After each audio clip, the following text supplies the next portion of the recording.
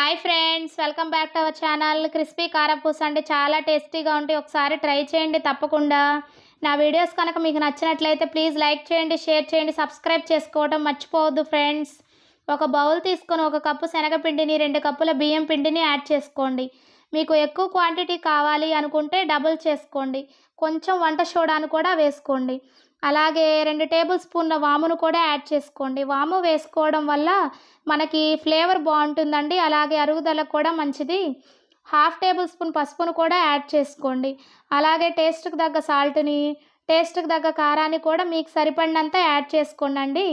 Add చేసుకొని అన్నిటిని ఒకసారి బాగా కలుపుకోండి. కలుపుకొని వాటర్ని కొంచెం కొంచెంగా యాడ్ చేసుకుంటూ పిండి మొత్తాన్ని సాఫ్ట్గా కలుపుకోండి.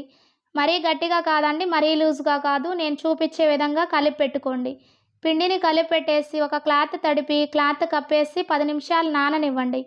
సన్నగా హోల్స్ ఉండే కారపూస ప్లేటుని తీసుకొని కారపూస గొట్టంలోకి అమర్చుకొని ఆయిల్ అప్లై చేసి 10 నిమిషాల తర్వాత క్లాత్ తీసి పిండిని మనకు కావాల్సినంత తీసుకొని కారపూస గొట్టంలోకి యాడ్ చేసుకోండి.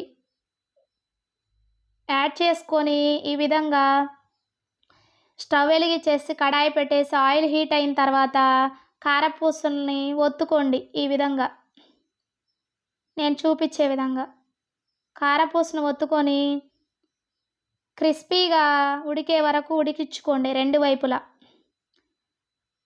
పిండి మొత్తాన్ని ఇదే విధంగా కారపూసలాగా ఒత్తుకొని తయారు చేసుకోండి. అంతేనండి, టేస్టీ క్రిస్పీ కారపూస రెడీ. ఈ వీడియో నచ్చినట్లయితే ప్లీజ్ లైక్ చేయండి, షేర్ చేయండి, సబ్స్క్రైబ్ చేసుకోండి, కామెంట్ చేయండి ఫ్రెండ్స్. ట్రై చేసి పక్కనే ఉన్న గంట సింబల్ ప్రెస్ చేయండి. నేను పెట్టే వీడియోస్ మీ వరకు చేరుకుంటాయి. Thank you for watching.